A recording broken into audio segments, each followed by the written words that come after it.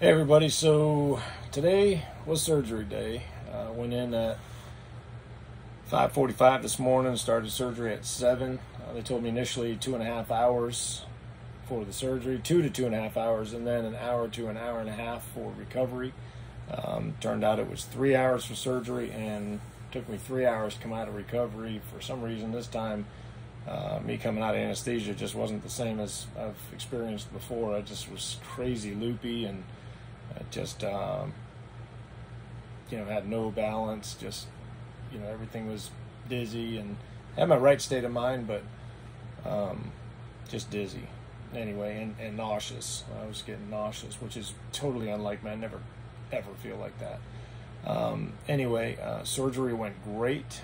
Everything they wanted to accomplish, they did without any issues, no hiccups, no problems whatsoever. So it went really, really well. And once I came out of the recovery, I went straight to the vehicle, went home, drove for I don't know, hour and 15, hour and 20 minutes to get to the house. And that was the first start of this great testimony. So going down there this morning, the drive was brutal as always. When I sit, it doesn't take 30 minutes at the most, and my toes are numb. My butt is so excruciatingly painful from the sciatica, and then the pain just resonates all the way down my leg and then into my foot. It goes numb on my foot and works the numbness on its way up, and that's usually when I have to get out and start walking around. So my voice is a little raspy today because the anesthesia just does that to you. So anyway, on the ride home though, however, none of that. 100% pain-free on everything that I have ever experienced with riding in a car, with the pain that I would have regarding going down my leg. Now on my lower back, I did not have that nerve pain, that like bone on bone hard stabbing pain feeling. I did not have that at all. I had a tremendous amount of pressure and soreness, obviously in the incision areas where they did the surgery, again at the L5-S1. Very, very small incisions. Right now they're bandaged up. I will probably not be posting this right away until a few days anyway, so when those come off, I'll include some pictures of just how small those incisions are. The bandages are super small. I've actually never had a cut where I've had a bandage that small over a cut, let alone such a major surgery.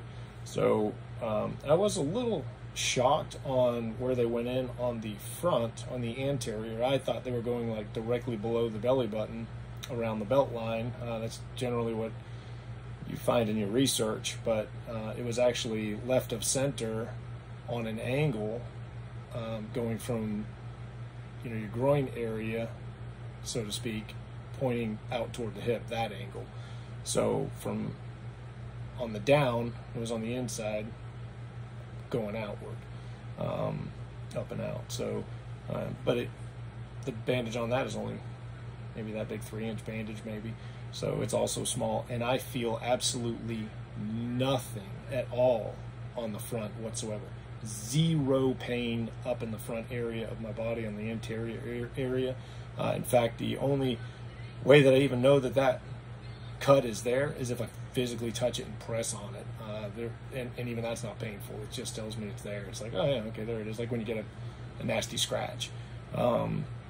So yes, I have some pain, and it is totally tolerable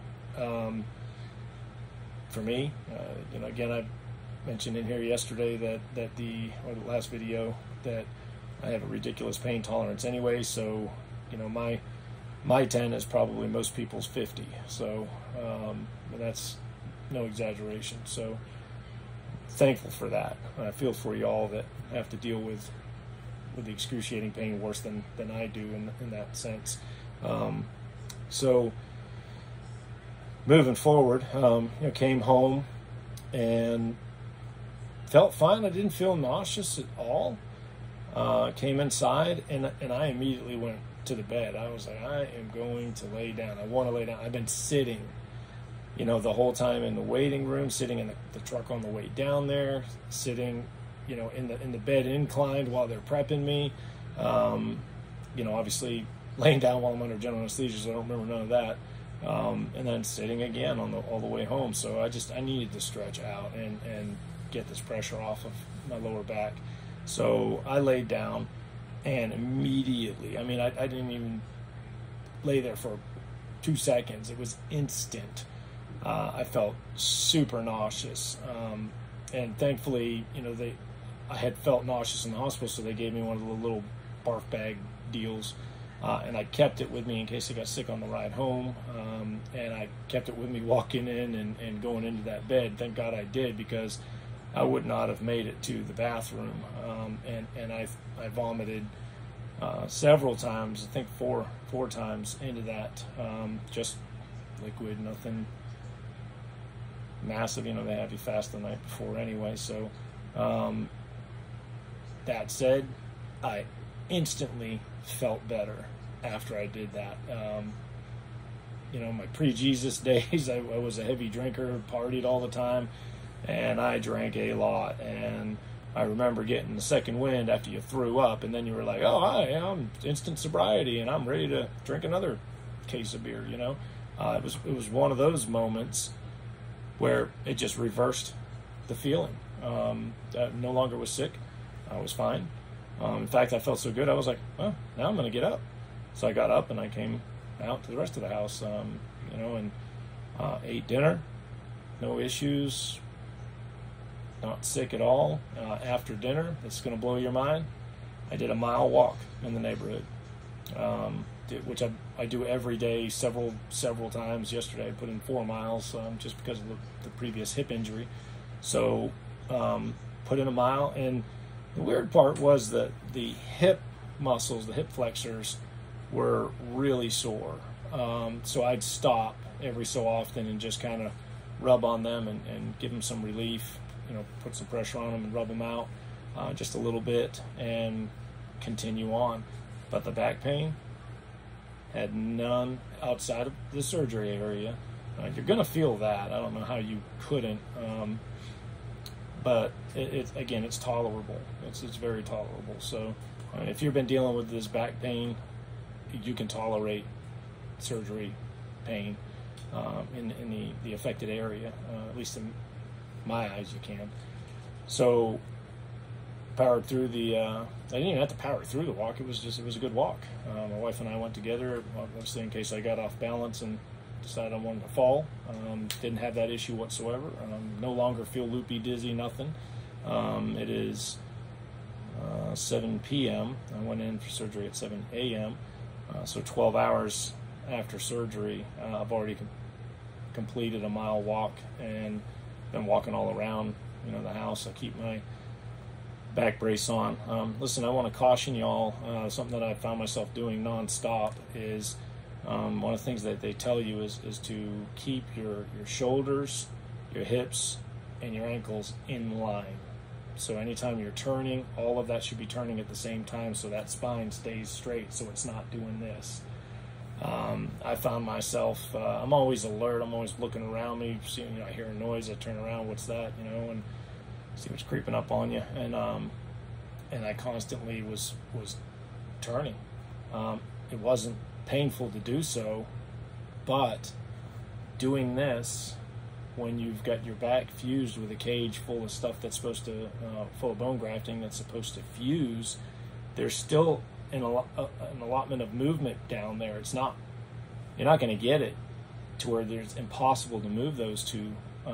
It fixates it, so, but they can come loose. So when you do stuff like that, you can cause those things to come loose, and which of course then if you've got vertebrae actually where they're supposed to be together for that bone to fuse, now they're moving and you're just constantly breaking up that bone grafting, so it's not going to take. So I want to caution y'all to that. I found myself doing it quite a few times. Thankfully my wife was like, did it again. So and you don't even realize you're doing it because you're just so used to doing it. So be careful of that. You want this thing to take. You don't want a failed surgery. You don't want to have to go in and have this thing, redone again. I certainly don't. So I've got to work on that and making sure that I keep this thing straight. And of course, you're wearing this monster back brace that they give you, so it definitely helps. Hopefully enough to where it catches my screw ups. But if you're still twisting, you're going to be causing yourself some issues. So the no bending, no lifting, twisting deal is an important factor in bone fusion. So don't do it.